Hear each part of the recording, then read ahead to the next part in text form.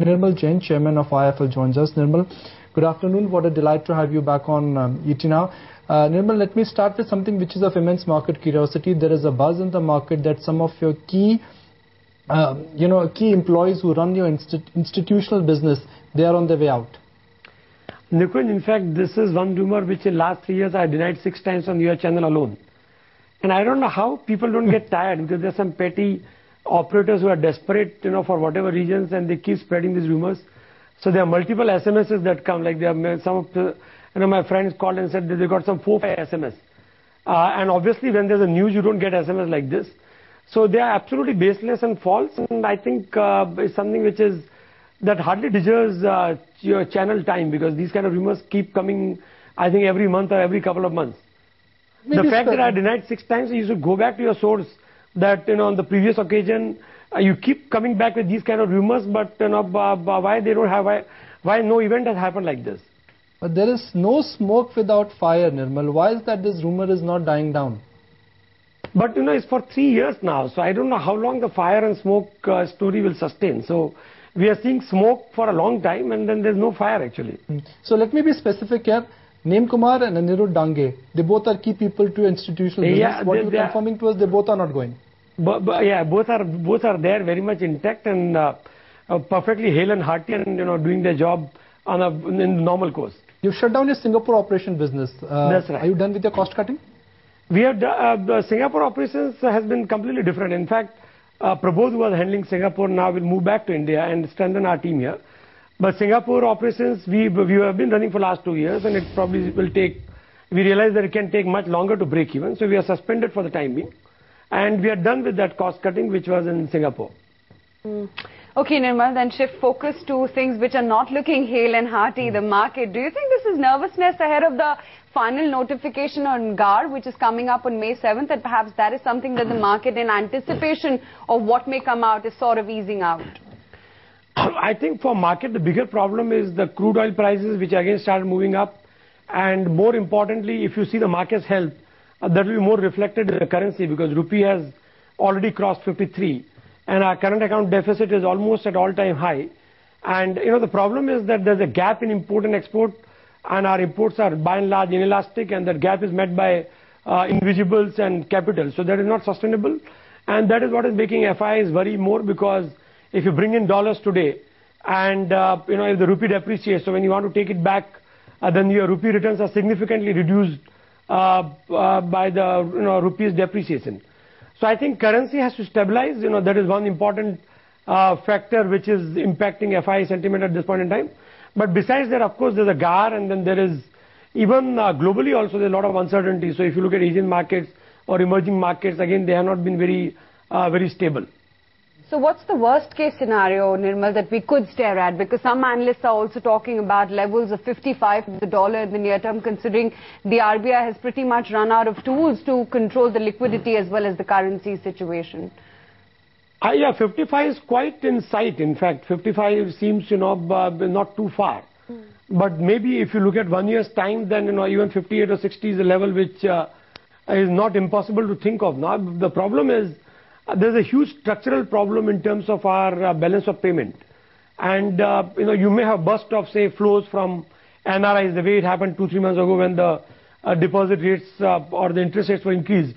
But, that kind of capital inflows or that kind of NRI inflows cannot address the issue, which is our trade deficit or our deficit on the current account. And I think government needs to really, take some, significant measures here, which is to curb import on one hand and also to boost exports. So I think, from this perspective, market is worried. But the positive aspect of this is that the export-oriented companies or companies that earn in dollars will tend to benefit from this. But what's the worst case scenario that the market could stare at after a breach of 5100 today? I think market can look at 4,950 in Nifty. That is quite, the scenario cannot be ruled out. Nirmal, there's an old maxim in the market which is good news and good bargains don't come together. For investors who are sitting on the sidelines who have not participated in this calendar year, should they use every decline to their advantage to load stocks? As in fact, Nikunj, I've been talking in our earlier, my earlier interviews also, that in a market like this, you rightly said that good news and good bargains don't come together. And if you look at stocks in FMCG sector and pharma sector, they look expensive. They don't look good bargains on P multiple. In fact, but they've been safer investment and safer portfolio choice. And they also given superior returns. I think one is that one should stick to that and maybe, build a portfolio in IT sector and again, very select companies. In a market like this, I think that's a safer thing to do. I remember this conversation we had on the same forum exactly a year ago, and that time you had recommended our viewers to buy two stocks, ITC and Bajaj Auto. My compliments, both those stocks have done rather reasonably well. What are your top ideas for FY13 now? I would say, maybe you can continue with ITC, but you can add Wipro instead of Bajaj Auto, because auto sector maybe, going forward, the incremental growth will not be as good as we have seen in the last couple of years. So one can shift, from auto to IT and pharma. So maybe, stocks like Lupin or stock like ITC continues to be a good stock, and we can look at Wipro or HCL. Why Wipro? Why not TCS? Because if I look at the guidance from Wipro, the management commentary was not all that colorful, but TCS has indicated and they've acknowledged that it's business as usual for them, and they are likely to grow at a 10% plus run rate, which is above the NASSCOM guidance. In terms of valuations, maybe Wipro is a little more attractive as compared to TCS. TCS is, if I'm mistaken, already $45-50 billion company. So TCS is a good portfolio stock. There's no doubt about it. But relative valuations at this point in time, what my research, I had some discussion with the analyst, and I think he finds Wipro more attractive at this point in time. So I don't know the precise numbers in terms of P multiple and the guidance, but that's what our research has been recommending. What about banks, Nirmal? Considering up until now we've seen a decent amount of run-up, but clearly NPA concerns still loom large, and given the rate scenario that we're in, the RBI doesn't have enough headroom for further easing. Banks, one should be cautious, and particularly public sector banks, because as you rightly said, that interest rate, although there has been 50 basis point cut, but we are not out of woods in terms of inflation and in terms of the other macro headwinds that we have. So banks, I would say that if you're a large portfolio and have to have some exposure to banks, then stick to private sector banks. But public sector banks, one has to be very, very cautious and very choosy, because the NPA concerns still they are looming large. In fact, this one has to wait for March quarter result as well as maybe next 1 or 2 quarters before you take a plunge in this sector.